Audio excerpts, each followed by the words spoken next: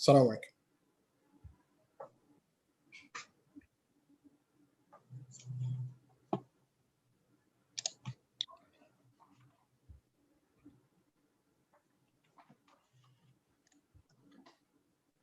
السلام عليكم شيخ. وعليكم السلام ورحمة الله.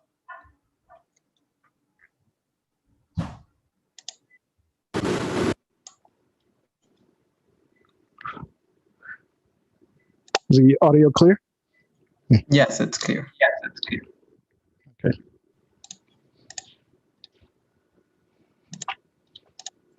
So we are live on YouTube, and I see brother Abbas joining, so we can start on time.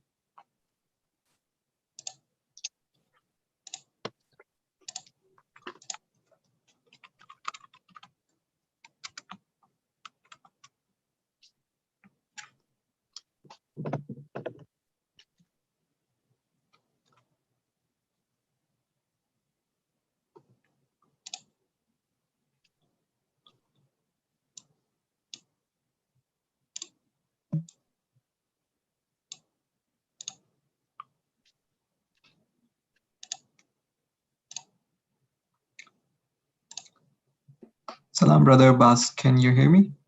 Yes, alaikum salam. How are you? Well, inshallah. So we'll start in 2 minutes. Okay.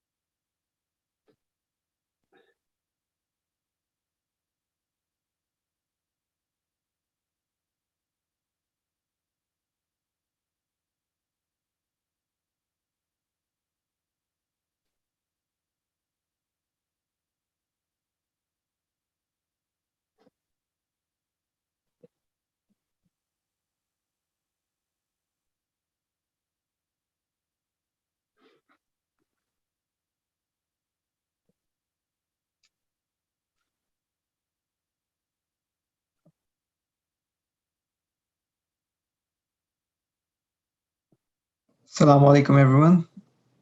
Alaikum salam. So inshallah, today is the program for the Shahadat of our 7th Imam, Imam Musa Kadhim alayhi salam. We will be starting the program with Quran by Brother Abbas. Brother Abbas, whenever you're ready. Inshallah, start with the Surah Mulk. أعوذ بالله من الشيطان الرجيم. بسم الله الرحمن الرحيم. تبارك الذي بيده الملك وهو على كل شيء قدير. الذي خلق الموت والحياة ليبلوكم أيكم أحسن أملا وهو العزيز الغفور. الذي خلق 7 سماوات طباقا ما ترى في الخلق الرحمن من تفاوت فارجع البصر هل ترى من فطور ثم ارجع البصر كرتين ينقلب إليك البصر خاسئا وهو حسير.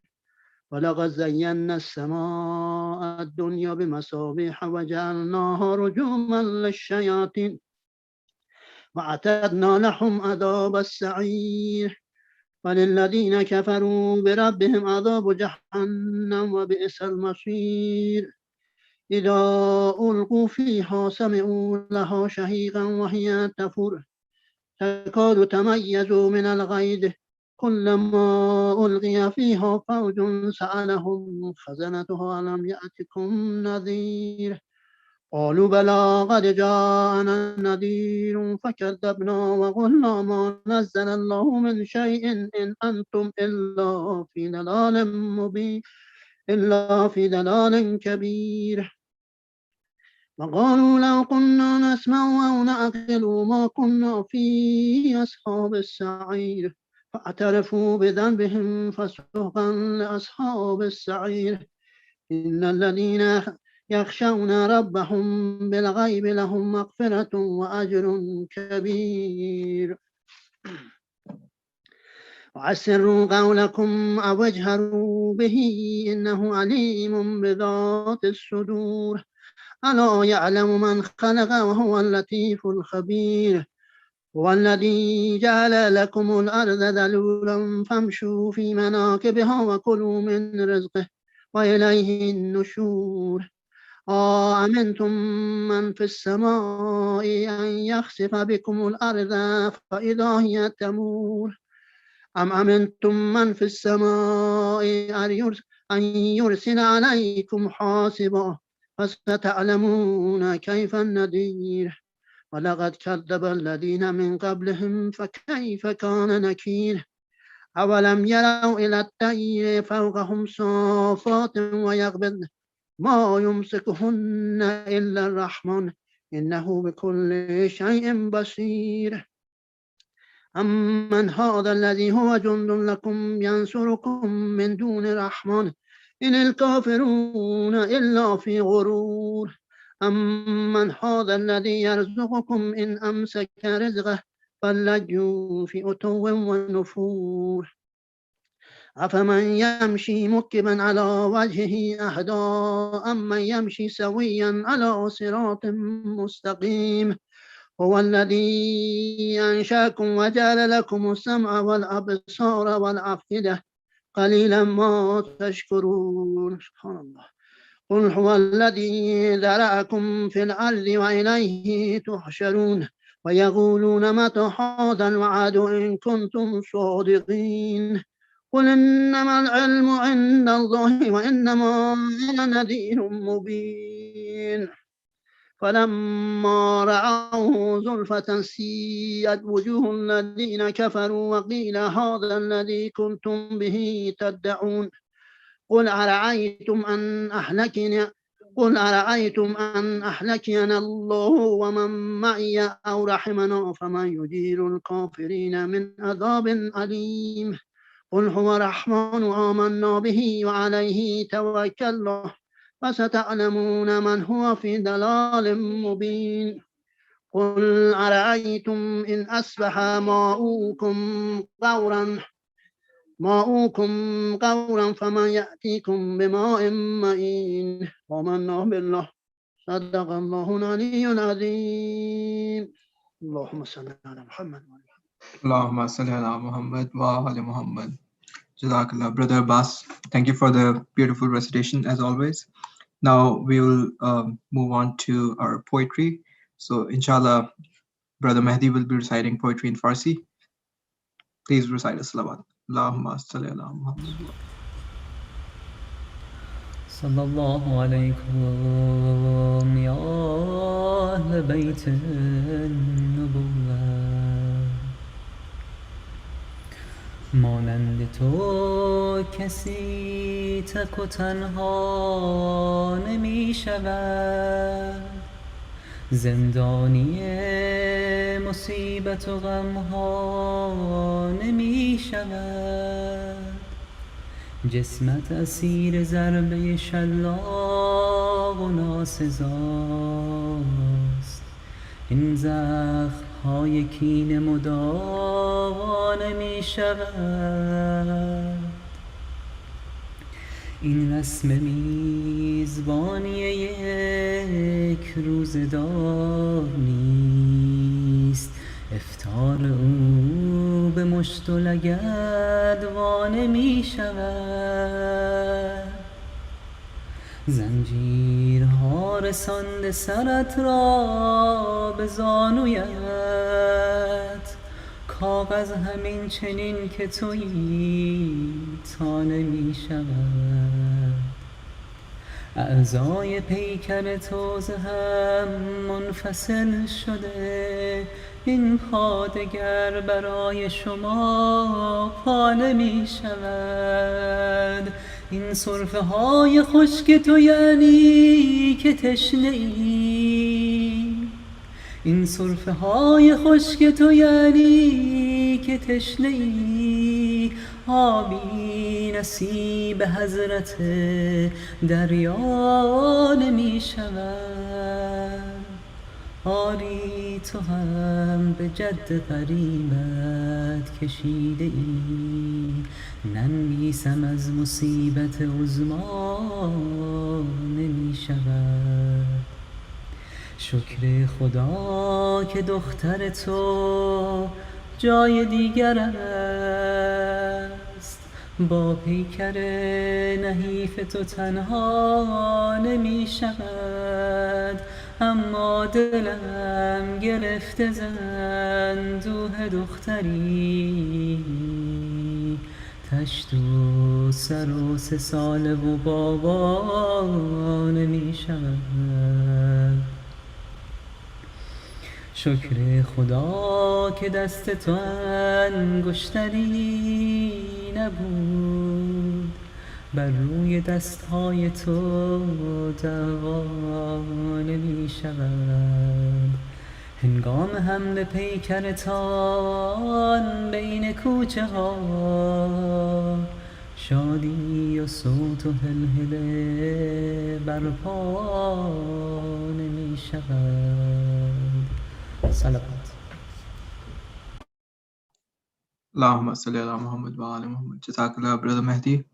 Now, inshallah, without further ado, I would like to invite Sheikh Jafar for the speech. Please recite us salawat. Allahumma salli ala Muhammad wa ala Muhammad wa ala Muhammad.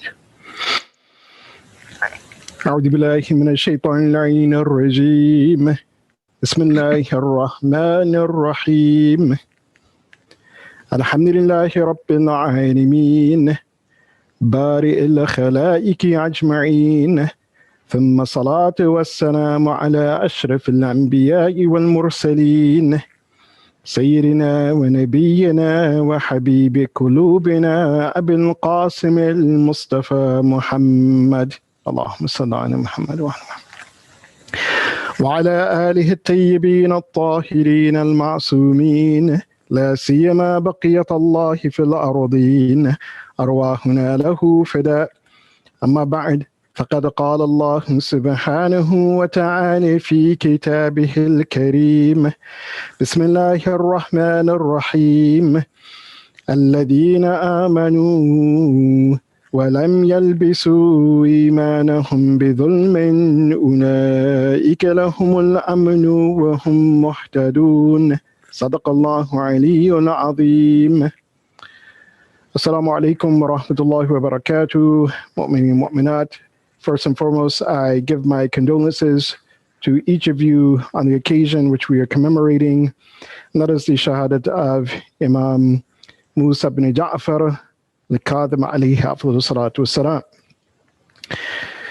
As we know that the life of Imam Musa bin Kadhim was lived much like his forefathers, and particularly like his father, Imam Ja'far al-Sadiq alayhi salatu wassalam, in educating the ummah based on the challenges of the time. And what we know that these challenges during the time of Imam Musa Kadhim alayhi salatu wassalam was a little bit more than that of his father. It was a little bit more challenging time. Because during the time of Imam Ja'far al-Sadiq alayhi salatu wassalam, at least for a good period of that time, the Abbasids were rising up and they were removing the Umayyads from the power structure of the Muslim world. And as they were moving them, Imam Sadiq alayhi salatu, he had the opportunity to teach peacefully for some time until the Khilafah of Mansur al-Dawaniki. who began to oppress the Shias. After the focus of the Abbasids, it turned away from the Umayyads upon the followers of Ahlul Bayt alayhim afdalus salatu wassalam. And in teaching and educating the Ummah, Imam Kadhim alayhi afdalus wasalam, he has one of the very beautiful statements that he tells to one of his students. In fact, this is a student who studied with Imam Ja'far al-Sadiq alayhi afdalus wasalam as well, by the name of Hisham ibn Hakam. So he tells Hisham, he says, كَمَا لَا يَقُومُ الْجَسَدُ إِلَّا بِالنَّفْسِ الْحَيَّةِ فَكَذَلِكَ لَا يَقُومُ الدِّينُ إِلَّا بِالنِّيَّةِ الصَّادِقَةِ. So he tells Hisham, he says that just as a body is, that it needs, or it would not be standing, or would not thrive without a soul, without a living soul in it. Because, if that living soul parts from the body, then that body is going to be dead. That flesh will be dead. So that flesh and the body needs a living soul in order to, in order to thrive, in order to exist as we know it on this earth as a human being, walking, talking, living, breathing human being. He says, in the same way, one's deen, one's faith and iman, it will not thrive unless that person has niyyat as-sadiqah, has truthful intentions, in other words, a truthful perspective with regards to their faith and what they believe in, and acting upon that faith. So if we say that we believe La ilaha illallah Muhammad Rasulullah sallallahu alayhi wa sallam, then we have to have niyyat as-sadiqah with regards to that creed, that statement, La ilaha illallah Muhammad Rasulullah. Imam Kadhim alayhi afdalus wasalam, he further explains to Hisham ibn Hakam, he says, وَلَا تَثْبُتُ النِّيَّةُ الصَّادِقَةِ إِلَّا بِالْعَقْلِ يَا Hisham. He says, and one will not have this niyyat as-sadiqah, this truthful intention or perspective with regards to their faith, except for with aql, with understanding. Or we can summarize this in the terms of understanding the time and the context in which they live in. When we talk about the aql, or speak about the aql, of course, Imam Sadiq alayhi wasallam, as I've spoken about in one of my earliest speeches, in the Misbah al-Sharia, or the Lantern of the Path, which is in English, actually has been translated into multiple languages. Imam Sadiq alayhi wasallam, he speaks about the Jundul Aql, or the support and the army of the intellect, what actually sharpens your intellect, what actually, develops your intellect. It's also in Usul al-Kafi, very long hadith, where Imam Sadiq alayhi wasallam, he speaks about this intellect. So in order to have a niyyat as-sadiqah with regards to our faith, with regards to our iman, then we need to understand how to live by that iman in the time and the context in which we live in.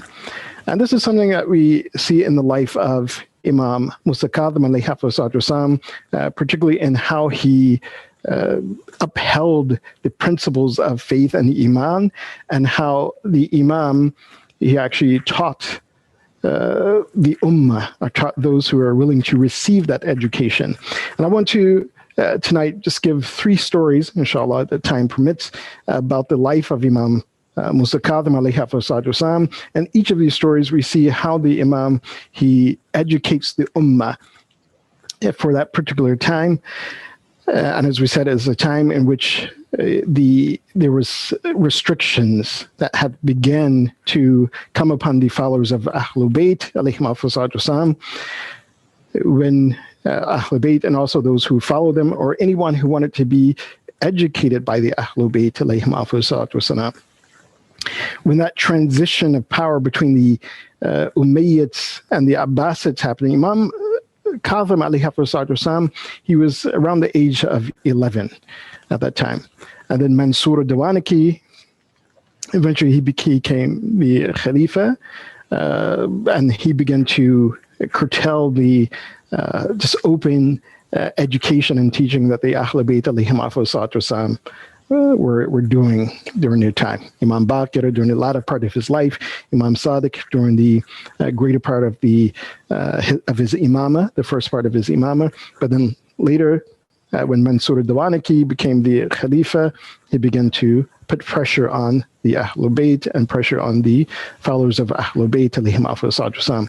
This period, which some of the scholars or historians they write about, is considered the formative period of Islam. And the reason why they call it the formative period of Islam is because around that time, various sciences were being established and solidified. Even if we speak about the schools of thought, the legal schools of thought, of Abu Hanifa or Maliki, these have been solidified at that time. And of course, these two individuals were students of Imam Ja'far as-Sadiq alayhi afdalus salam.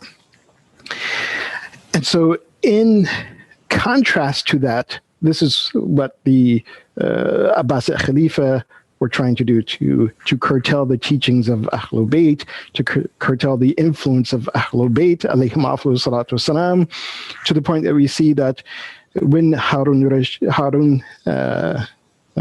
became the Khalifa, Harun ibn Mahdi or Harun al-Abbasi, some call him Harun al-Rashid, but he didn't have that rushd, especially rushd of iman, as one would expect.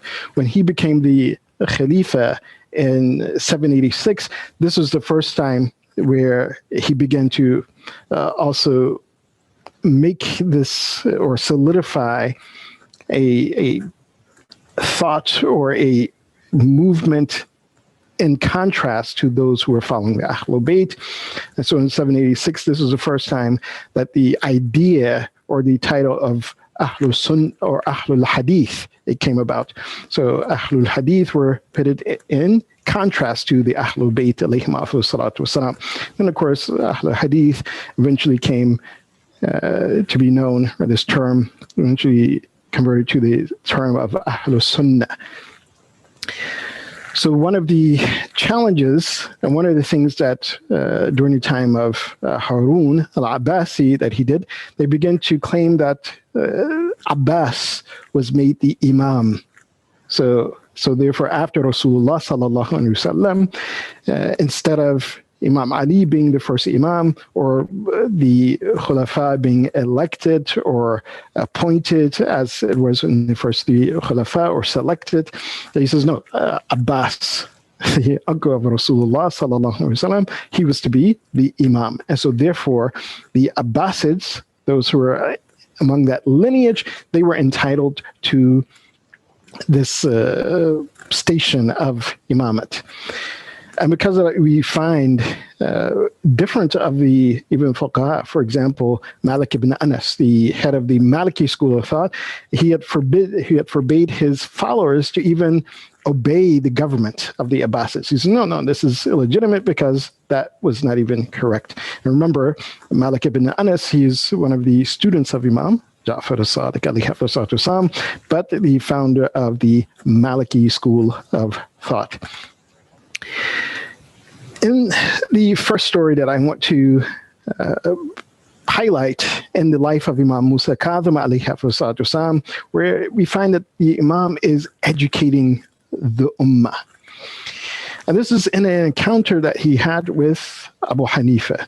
And this encounter that Imam Musa Kadhim alayhi afdalus salam had with Abu Hanifa was when the Imam, he was very young. He was, as they call it, he was a sabi. He was not yet the Imam. It was during the lifetime of Imam Ja'far as-Sadiq alayhi afdalus salam. But this shows the level of knowledge and understanding of Imam Musa Kadhim, which again makes him the Imam after Imam Ja'far as-Sadiq. So Abu Hanifa, he came to the house of Imam Ja'far as-Sadiq alayhi afdalus salam. And as he came, he Abu Hanifa had questions, and whenever Abu Hanifa had questions or something that he could not resolve, he would go to the house of Imam Sadiq alayhi and get those issues resolved. So as he was waiting on the outside of the house of Imam Sadiq, waiting to be let in, he saw Imam Musa Kadhim as a young boy. And so he asks Imam Musa Kadhim, he says that, I have questions. Can I ask you the questions that I have? And so Imam Musa Kadhim alayhi he says, yes. Ask the question, whatever you want to ask. So at that point, Abu Hanifa, he asks this question, he says, Mimman al-ma'asiyah. He says, from whom does sin or disobedience arise? And Abu Hanifa is asking this question again in this period which many of the historians, they say, from the time of Imam Sadiq alayhi, or in fact the latter part of the life of Imam Baqir, for the next couple of generations. This is the formative period of Islam where you begin to have these 4 schools of Islamic thought, or at least 4 schools other than that of the Ahlul Bayt, the Hanafi, the Maliki, Shafi'i, and Hanbali. And of course, the madhab, or the school of thought of Ahlul Bayt alayhim was well grounded. In fact, the foundation even for those 4 schools of thought.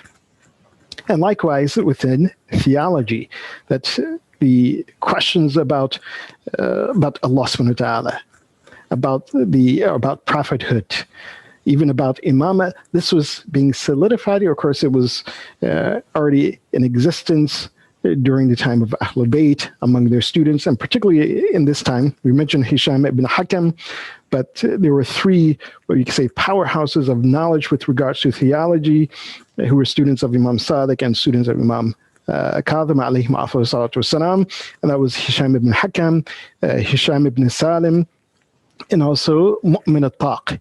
And these 3 individuals, even they would defend the idea of Tawheed, of Nubuwwat, of Imamat, even so much so to at one point, Harun al-Abbasi, he forbade them to even speak, that if they engaged in any conversation with people, he had said that he would kill them. And Imam Musa Kadhim alayhi had to warn them at one point that, look, it's best not to do these things openly, but if you discuss with people in private, that's fine. So this is why we see that this question from Abu Hanifa is one of those questions about theology, mimman al-ma'asiyah, that from whom does sin arise from? And this is because at one point there were some of the theologians who began to believe, or in this idea or concept of jabr, that whatever I do, or whether it's good or whether it's bad, then Allah subhanahu wa ta'ala made me do it. I had no choice. This is decreed by Allah subhanahu wa ta'ala. In fact, this is also one of the thoughts behind many of the Muslims at that time, and even sometimes now, we say that some Muslims, they say, oh, well, you have a corrupt leader. As we see that Anas ibn Malik, he forbade his own followers from accepting and following and obeying the Abbasid government. He says, no, they're illegitimate. They do not have those qualities to be someone who is the Khalifat Rasulullah sallallahu alaihi wasallam. But this idea or this thought that, well, you know what, whatever has come about, then Allah has decreed this. We have no choice in the matter. And so likewise, if someone was sinning or disobeying Allah subhanahu wa ta'ala, this particular theological position was that, well, you know, there's no choice in the matter. I did this thing was wrong, and Allah, He has decreed it for me to do that. So therefore, I will not be punished, as long as I believe La ilaha illallah Muhammad Rasulullah sallallahu alaihi wasallam. So Abu Hanifa, he asked this question from Imam Musa Kadhim when he was a young boy. And the Imam, he responded, he says, In kanat al-ma'siyah min Allah. He says that if sin, it arose from Allah subhanahu wa ta'ala. In other words, He caused a person to do sin. إن كانت المعصية من الله فمنه وقع الفعل فهو أكرم من أن يؤاخذ عبده بما لا دخل له فيه. He says that if this is the case, if this is what some think, that the sin is from Allah subhanahu wa ta'ala, that Allah caused us to do it. He says, and at that point, he says Allah subhanahu wa ta'ala is more noble than to punish that person for something that they didn't do, that person had no choice. So that means even disbelief. If someone didn't believe in Allah, then Allah caused them to do it. But so how is Allah subhanahu wa ta'ala to take them to account for that disbelief or disobedience in Allah subhanahu wa ta'ala when they had no choice in the matter? Then the Imam says, وَإِنْ كَانَتْ مِنْهُمَا كَانَ شَرِيكَهُ وَشَرِيكُ الْقَوِيِّ أَوْلَى بِإِنْصَافِ شَرِيكِهِ الضَّعِيفِ. He says, so the Imam, he says, the second possibility, so first possibility is from Allah. And if Allah has caused a person to do that, then how can he punish them for something they did not do? He says the second is that if it's from both of them, if the servant has a stake in sinning or disobeying Allah subhanahu wa ta'ala and also Allah, and they are sharik, meaning that they are partners in that disobedience, or as we say, they are partners in crime. He says, then Allah subhanahu wa ta'ala, he says, if we examine, he says, Allah subhanahu wa ta'ala, he is the greatest, or he's the stronger of the partners, because again, Allah subhanahu wa ta'ala is not limited like that servant. He says, and in that case, then that person or that sharik who is stronger, who is more capable, he says, out of fairness, as Allah subhanahu wa ta'ala, we know that he is munsif, is out of fairness, then he would not take anything out against the weak partner. So one thing that the Imam alayhi wasallam, he's also pointing to in this idea, this concept of ijbar, says if you break it down, especially in the wrong way, because both of these ideas or concepts, whether you say that, oh, well, Allah did it, they go back to this concept of shirk. They go back to shirk. So in that idea of ijbar, it is underlining with a statement of shirk. The third possibility, as the Imam, he states, and this is what the Imam, he says, and this is actually what happens, he says, إن كانت المعصية من العبد فمنه وقع الفعل وإليه توجه الخطاب وصح له وقوع العقاب والثواب.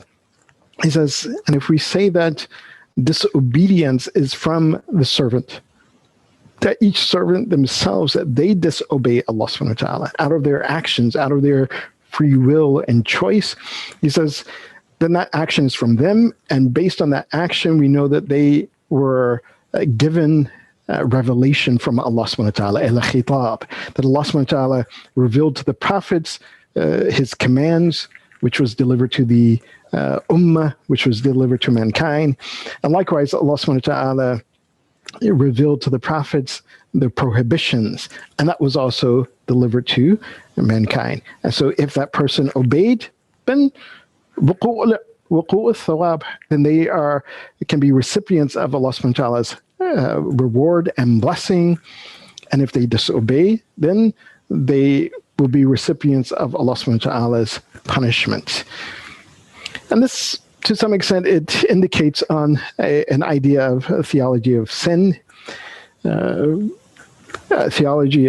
which, again, mostly in Christianity, we understand this, that they say that original sin, that mankind sinned in the beginning because of Adam's sin, and we are all living in sin or have an aspect of sin because of Adam's disobedience to Allah subhanahu wa ta'ala. And this idea or theology of sin is one that exists within Islam, not that particular thought, but this idea or concept of certain sins, that if a person does a particular sin, or a person can be a Muslim, they say, La ilaha illallah Muhammad Rasulullah. or even Aliyum Waliyullah. They believe in Allah subhanahu wa ta'ala. They believe in the final revelation of Allah subhanahu wa ta'ala. But among one of the thoughts that was circulating at that time, this idea of wa'dul wa'id, of reward and punishment, stating that if a person died and they were disobedient to Allah subhanahu wa ta'ala, then although they believed, then Allah subhanahu wa ta'ala will condemn them to hell. This theology of sin is one that, again, is worthy of studying, and perhaps, inshallah, at some other time we will discuss this. What were the different theologies and ideas about sin? Who made a sin? Because quite often when we speak about sin or disobedience of Allah subhanahu wa ta'ala, we speak so with regards to ethics, al-akhlaq. So, for example, one should not lie. So rather, a person should be honest. Lying is a sin. A person should not do riba. And we speak about it in terms of akhlaq and improving our akhlaq. Or at times we speak about sins in its legal term. So, for example, if a person steals, then what happens to them? What is the limit that if they steal this amount or that amount, if it was locked up or not, are their fingers cut or not cut? What type of punishment is it? But we speak less so about sin as regards to theology. But one of those sins that we know with regards to theology, as Allah subhanahu wa ta'ala, He states in the Quran that He will forgive everything except for shirk. Except for shirk. And that's shirk, which is ascribing a partner with Allah subhanahu wa ta'ala, is one of the gravest sins. In fact, when we look at this verse that I recited in the beginning, verse 82 of Surah Al-An'am, so chapter 6 of the Quran, verse 82, and verse 82 and 83, these are basically summaries of the verses that come before, where Ibrahim alayhi salam, he was calling his people towards Tawheed, forbidding them from worshiping the sun and the stars or the moons, that all of these things are they're waning and they have no real power. And then Ibrahim, he states, or at least the question that arose in verse 81 by Ibrahim, he says, how do I كيف أخاف ما أشركتم ولا تخافون أنكم أشركتم بالله. He says, how do I fear those things which you have associated and you have ascribed partners with? But yet you do not fear Allah subhanahu wa ta'ala. Allah who has created you. And so the question at that point, he says that فَأَيُّ الْفَرِيقَيْنِ أَحَقُّ بِالْأَمْنِ. So who will be saved on the day of judgment? Who will be saved in the final hour? And this is something which revolves around this idea and this concept of the theology of sin, that which sins will condemn us to hell or which sins won't. Or even how Allah subhanahu wa ta'ala, He forgives the servants.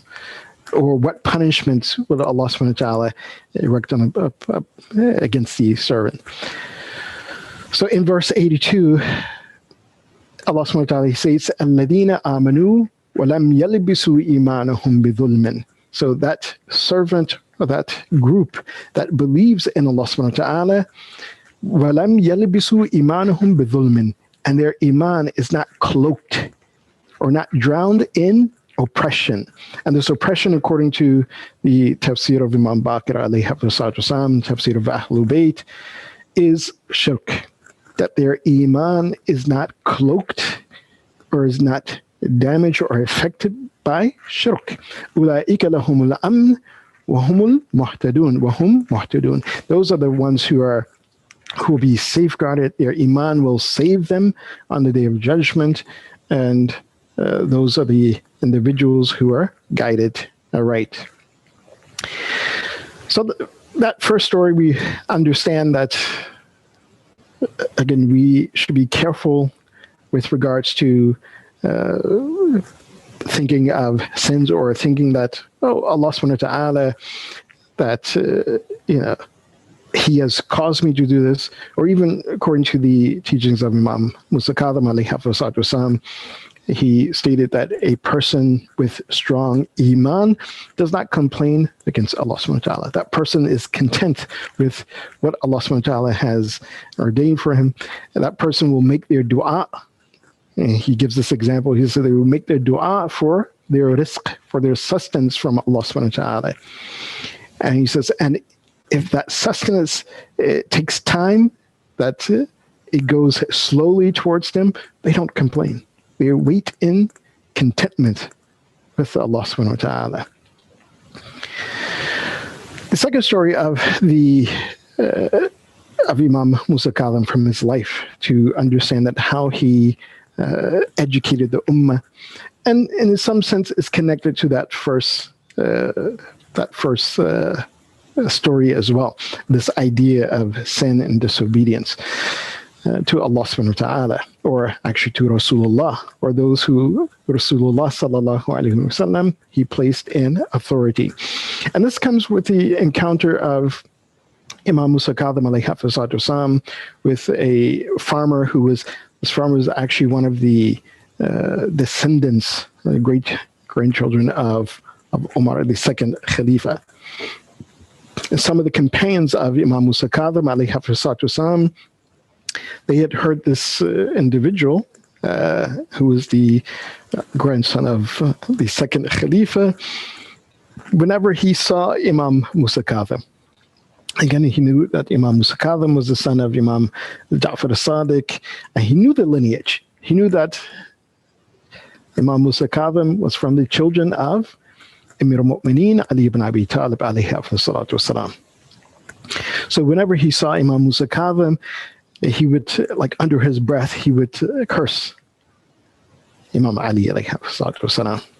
He would, because of his, he had animosity towards Imam Musa Kadhim, and of course the lineage of the Ahlul Bayt alayhi salatu wasalam. So at one point, some of the companions of Imam Musa Kadhim, they heard this curse, or heard him cursing and disrespecting Amir al-Mu'mineen Ali ibn Abi Talib alayhi salatu wasalam. And of course, like many of us would probably do, the companions of Imam Musa Kadhim, they looked at him and said, "Oh, this person, he's nasibi. Should we kill him? We'll take him out. Even we'll secretly take him out so that he will stop and cease from this cursing of Ali ibn Abi Talib alayhi salatu wasalam." So Imam Musa Kadhim alayhi salatu wasalam, he says, "No," he says, "Leave him. I myself will go and I will see him. I myself will go." So Imam Musa Kadhim alayhi salatu wasalam says, on one of these days, he rode upon his horse and he rode to the farm of this individual. And as he rode to the farm of this individual, he with his horse, began to trample over the vegetations that this person had planted. And he was out in the farm, actually working. So as he saw Imam Musa Kadhim, he began to shout, "No, what are you doing? You're trampling over my fruits, my vegetations, those things I planted." So Imam Musa Kadhim, he came to him, he dismounted his horse, and then he sat with this individual. As he sat with him, he said to Imam Musa Kadhim, he began to talk with him. It says that yudhahikahu. So even to the point that they began to kind of laugh together, to have kind of very candid conversation. And then the Imam Musa Kadhim alayhi salatu wasalam, he says, "Okay, I'm in debt to you that if I trampled your vegetations," and there's a wisdom in this. Again, our actions in this world, as we know, as the Prophet of Allah sallallahu alaihi wasallam, he stated that it is badratul akhirah, that we plant the seeds of our actions in this world and we harvest those actions in the hereafter. So one of the things that Imam Musa Kadhim, he was doing by this, he's trampling, he says, "Look, with this cursing of Amir al-Mu'mineen, that you're destroying any good deed that you have." But after Imam Musa Kadhim, he established a relationship with this person, and they talked for some time. And then the Imam, he said that, how much do I owe for trampling your vegetation? He says, what was the cost of that? He said, oh, it was 100 dirham, 100 silver coins. So then the Imam, he asked him, he says, well, how much did you expect to profit from that? At first he was confused and said, no, all you owe me is 100 dirham. I'll get those seeds again and I'll replant. But the Imam said, no, how much did you expect to grain that if you sow those vegetations in the market? He says, well, maybe another 100 dirham. So that was 200 dirham, silver pieces. But then Imam Kadhim alayhi salam, he took out 300 dinar. So 300 gold coins. So of course, what the individual said was 200 silver coins. But Imam Musa Kadhim alayhi salam gave him 300 gold coins, dinar. After this moment, the companions of Imam Musa Kadhim alayhi salam, they would see this individual, that he would come to the masjid, and whenever he saw Imam Musa Kadhim alayhi salam, he would stand up out of respect and he would greet the Imam in the utmost respect. At that point, Imam Musa Kadhim alayhi salam, he looked towards his companions. He said, that was this better? What you wanted to do, ma aradtum aw ma aradtu? Was it better in dealing with this person the way you wanted to, or the way that I wanted to? And when they saw the actions of this person, they said that, well, of course, the way that you wanted to, rather than the way we wanted to. Again, this is because the actions of Ahlul Bayt alayhi salam was not based upon emotions. That, oh, they're going to react to this person based on, well, this person doesn't listen, he's doing something wrong. And so therefore, we take the most extreme measure to counter them, rather than taking the most wisest measure to counter them. And this is what Imam Kadhim alayhi salam, he was mentioning to Hisham ibn Hakam. He says that a person's deen, لا يقوم الدين إلا بالنية الصادقة ولا تثبت النية الصادقة إلا بالعقل. So one has to, for their deen to be on that right track and the right path, it has to be with niyat as-sadiqah. And that niyat as-sadiqah is not solidified, is not found without aql, without the intellect. And so we see that in this case, Imam Musa Kadhim alayhi salam was honing the aql, the intellect, the understanding of this person, because in order to save him from the misguidance that was creeping up at that time, he was helping this person, as that verse, it states in verse 82 of Surah Al-An'am, that the amn and protection is for that person, lam yalbisu imanuhum bidhulmin.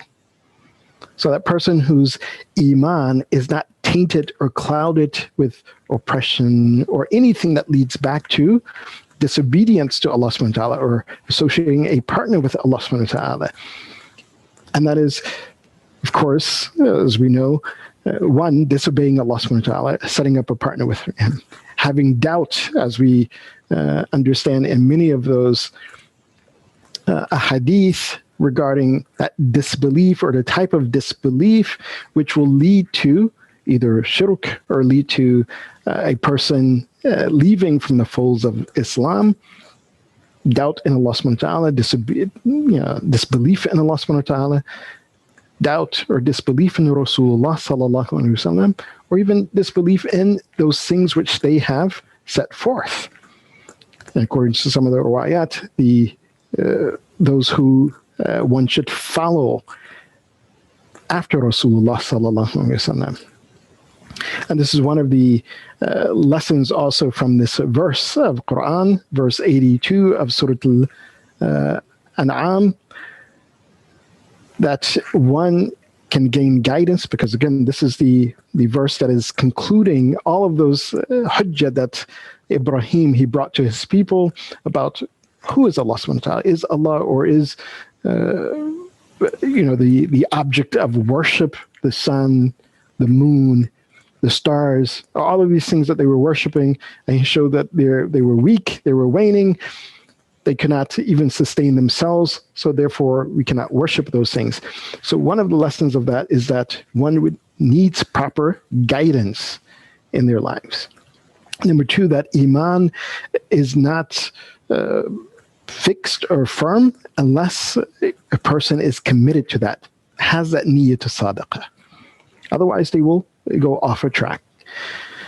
And we must safeguard ourselves from shirk, from disobedience of Allah subhanahu wa ta'ala, from associating any partner with Allah subhanahu wa ta'ala, even in the most sometimes vaguest of sense. And this is shirk, which the Prophet of Allah sallallahu alaihi wasallam, he stated that shirk is of two types: shirk al-alani wa shirk al-khafi. So shirk al-alani is the open polytheism, that we say that, okay, well, Allah is a partner, or his partner is the sun or the moon or anything that we worship other than Allah subhanahu wa ta'ala. With shirk al-khafi is that shirk which sometimes we are unaware of. And part of that shirk al-khafi is disobeying Allah subhanahu wa ta'ala. Why? Because we are obeying our own selves. We're obeying our own nafs. In order for our iman to be firm and to be established, then we also have to get away and move away from that shirk al-khafi. The third story, which I'll end with, the story of Imam Kadhim alayhi salatu wasalam, and how he educated the ummah. And this comes towards the end of the life of Imam Musa Kadhim alayhi salatu wasalam. As you know, at one point, the Imam, he was arrested by Harun al-Abbasi. And one of the reasons that he was arrested by Harun al-Abbasi and the Imam, he spent 10 years of his life in prison, again, up until the end of the life of the Imam. So pretty much from the age of 45 to 55, when the Imam, he passed away, he was killed by Harun al-Abbasi. That during that period, Harun, he realized that there was no one more knowledgeable about Islam, whether it was the aspects of theology, aspects of law, aspects of akhlaq and ibadah, than Imam Musa Kadhim alayhi salatu wasalam during that time. And people were referring to the Imam. So in order to stop people from referring to Imam Musa Kadhim alayhi salatu wasalam, he had them arrested.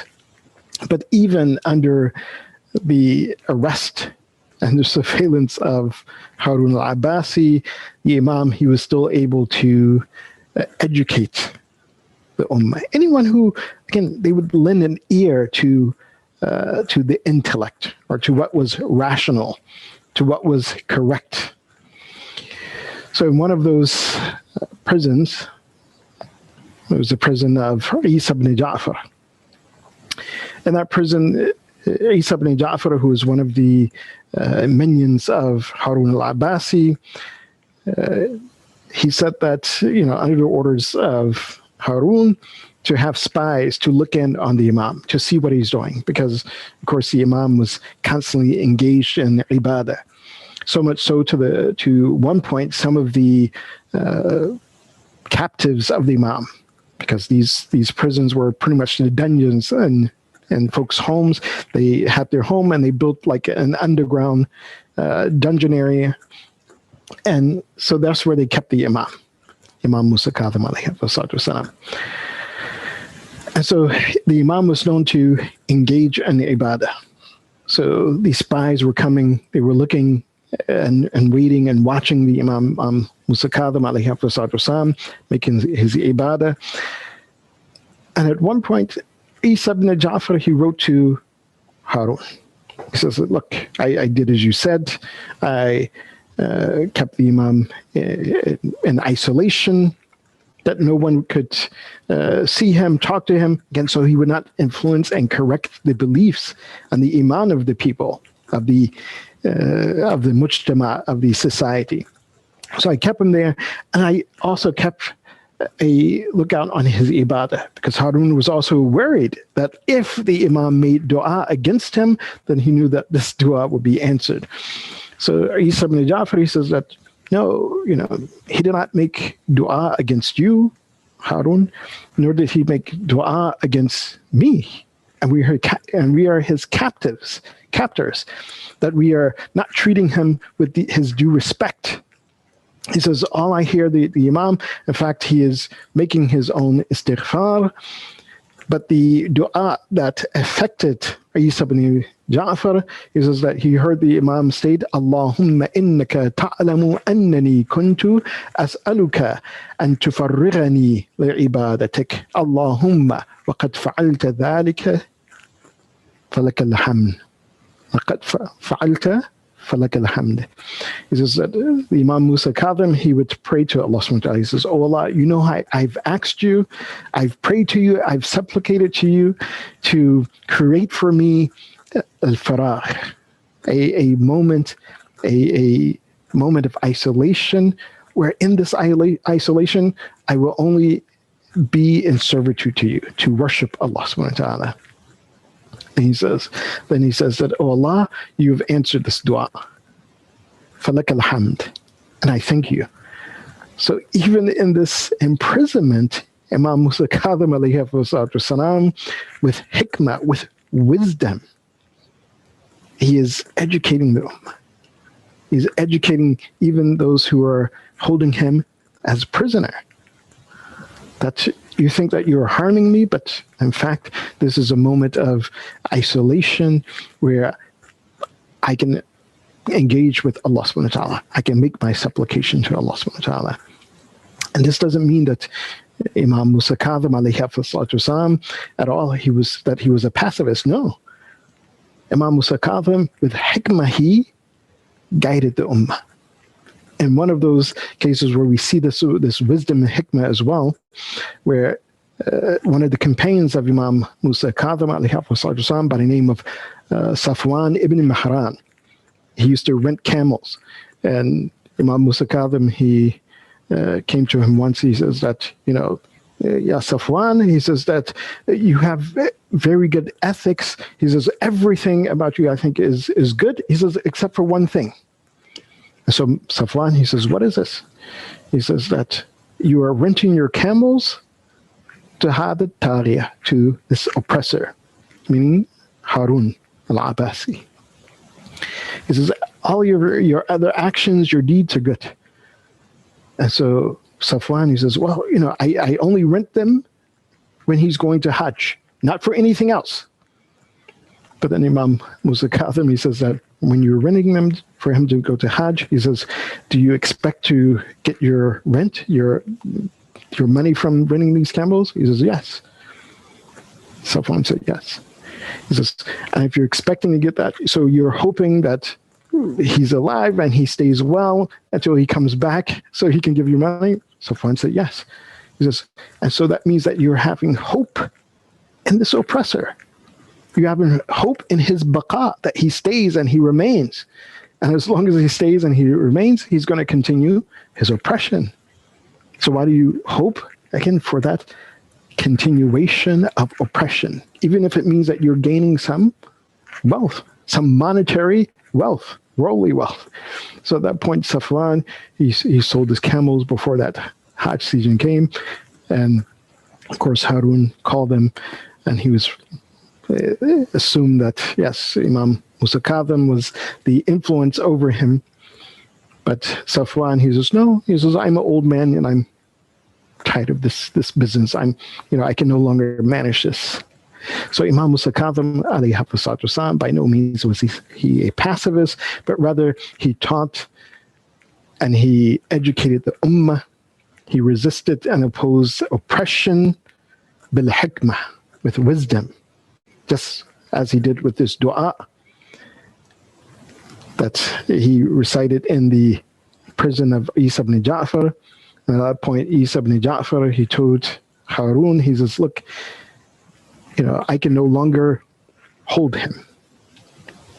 That if he stays with me, I will have to release him. He says, فَإِنِّي minhu fil haraj. He says that how can I hold a man against his will who is this servant of Allah subhanahu wa ta'ala? In other words, Isa ibn Ja'far began to fear for his own akhirah, for his own station and situation with Allah subhanahu wa ta'ala.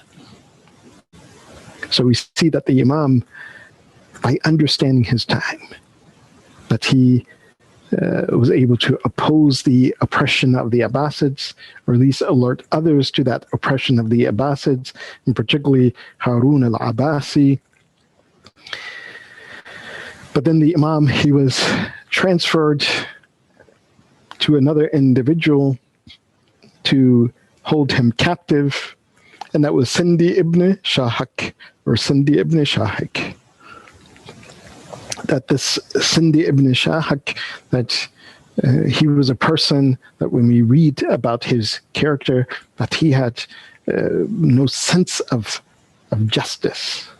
That this person, that whatever Harun had requested from him in oppressing the Imam and making it difficult for the Imam, Sindi, he would obey, even to the point of poisoning the Imam Musa Kadhim. And it is in the prison of Sindi ibn Shahak that Imam Musa Kadhim, that he would be shaheed. Ey Imam Musa Kadhim, आपकी शहादत हारून रशीद के ज़हर से हुई जब आपको कहानी या खुरमा ज़हर में दिया गया तो अब 3 रोज़ तक तड़पते रहे. So for 3 days, that after being poisoned by Harun Rashid, that poison that was given to Sindi ibn Shahak, that he placed in the food or in the dates that he had given to Imam Musa Kadhim, he had poisoned the Imam. That for 3 days, the Imam, he would feel the effects of the poison. For 3 days, he would be in agony from the poison that was given to him. Somewhat similar to, again, the 3 days that Imam Hussein, he lay on the plains of Karbala. After the martyrdom of the Imam laid on the plains before he was buried. But for 3 days, the Imam Musa Kadhim, he would feel the pains of the poison. Zir zanjir jan bijanan dad Musa bin Ja'far. Why? Ya mazloom Musa bin Ja'far. That Imam Musa bin Ja'far, he was the Imam who had been kept in chains, chained in the dungeon. Mazloom Musa bin Ja'far. Chishme khud bast gushiye zindan Musa bin Ja'far. Ya mazloom Musa bin Ja'far. This Imam al-Mazloom, oppressed in the dungeons of the oppressors, the darkness and the dark dungeons of the oppressors. We give our salutations to this Imam. Sallallahu alayk, ayyuha al-Imam al-Mazloom. يا موسى بن جعفر المعذب في قعر السجون وظلم المطامير ذي الساق المربود بحلق القيود. The Imam who had been chained and who was oppressed in the darkest of dungeons. This Imam al-Mazloom, but Imam al-Ma'soom. We give our condolences on this night to the Imam of our time, Imam al-Mahdi, Ajjal Farajuh Sharif. We give our condolences to him on the loss of his grandfather. Inna lillahi wa inna ilayhi raji'un. وسيعلم الذين ظلموا أي منقلب ينقلبون. اللهم بحق هذا المجلس الكاظمي اغفر ذنوبنا واستر عيوبنا وقضي حوائجنا واشف مرضانا ورحم أمواتنا وعجل fridge مولانا صاحب العصر والزمان، واجعلنا من أعوانه وانصاره والمستشهدين بين يديه وتحت لواء بحق محمد وآله الطاهرين. باطم كاظمي. Ya Hussein, Ya Hussein, Ya Hussein, Ya ایک غریب وطن قید میں مر گیا، ایک غریب الوطن قید میں مر گیا، ایک غریب الوطن قید میں مر گیا، پل پہ بغداد کے، پل پہ بغداد کے ہے جنازہ رکھا، ایک غریب الوطن قید میں مر گیا، ایک غریب الوطن قید میں مر گیا، خون آنکھوں سے اپنی بہاتے ہوئے، ہتھ کڑی بیڑیاں توک پہنے ہوئے، قید سجاد کی، قید سجاد کی یاد کرتا ہوا، ایک غریب الوطن قید میں مر گیا، ایک غریب الوطن قید میں مر گیا، جس کے 18 بیٹے جوان سال تھے، اس کی میت کو مزدور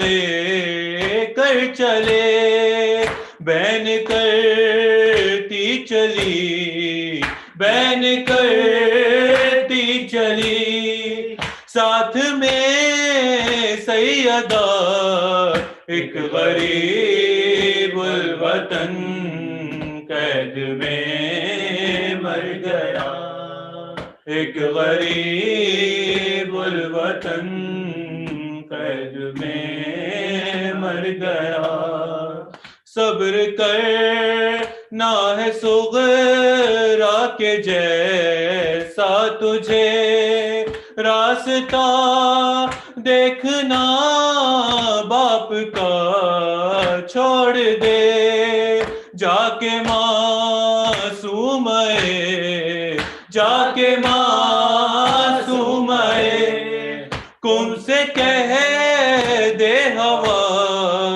ایک غریب الوطن قید میں مر گیا، ایک غریب الوطن قید میں مر گیا، لاش پر بھی نہ رونے والا کوئی، وارث دین کی ہائے بے وارثی، ڈھونڈتی ہے قضا، ڈھونڈتی ہے قضا، دفن کرنے کی جا، ایک غریب الوطن قید میں مر گیا، ایک غریب الوطن قید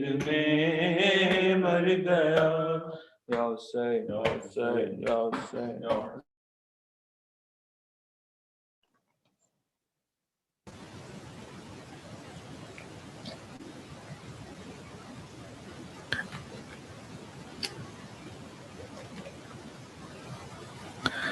شاء الله الزيارة.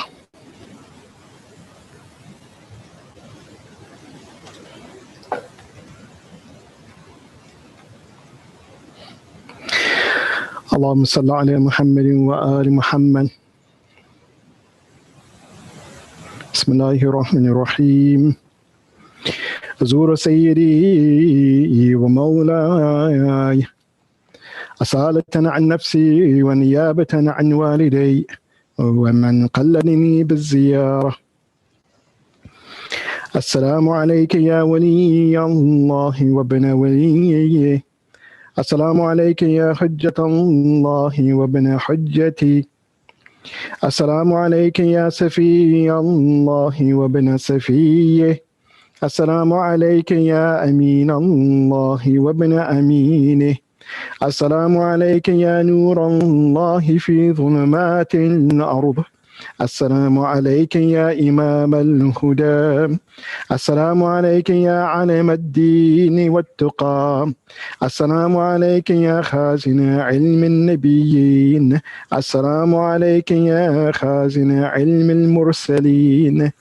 السلام عليك يا نائب الأوصياء السابقين.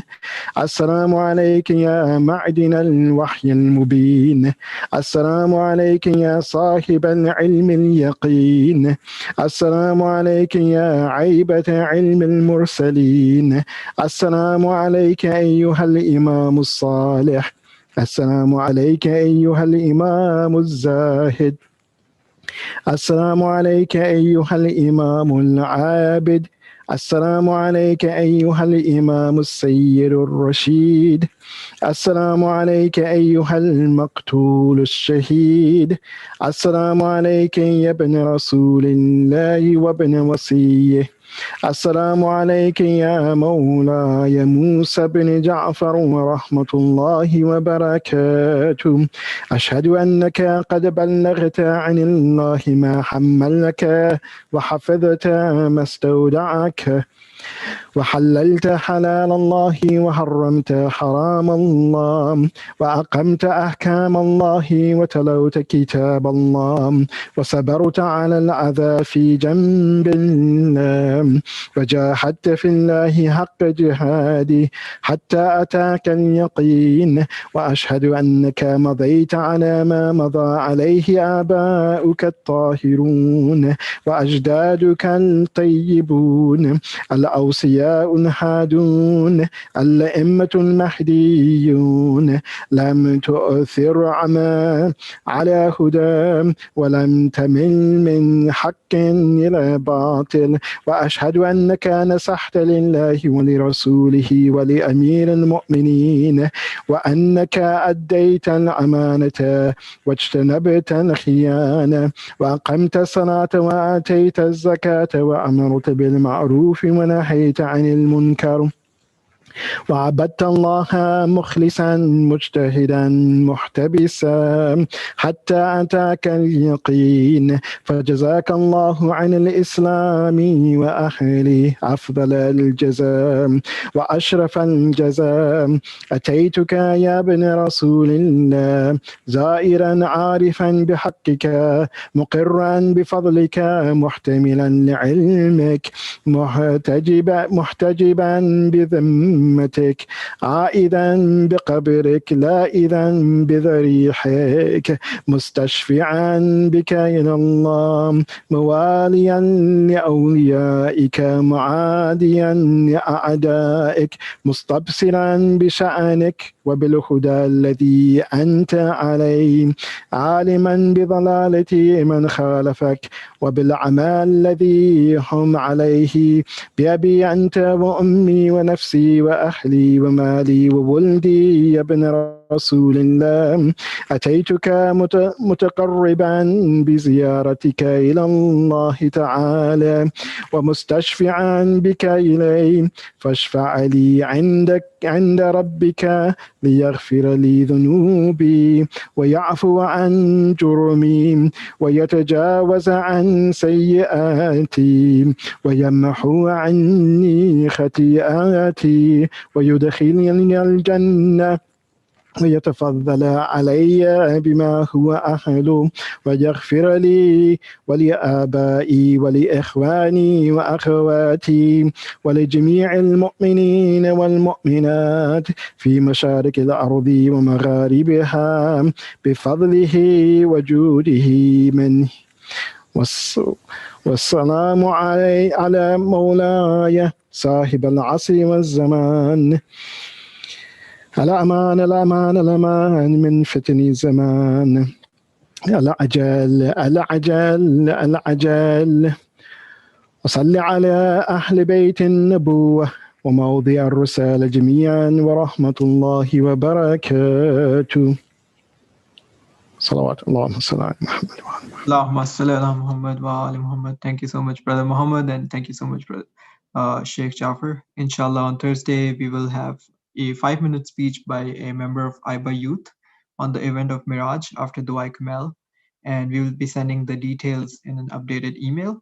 If there's someone from the youth who wants to speak, please contact me or any other program committee member. And we will also be having the Saturday program dedicated for Miraj by Sheikh Jafar.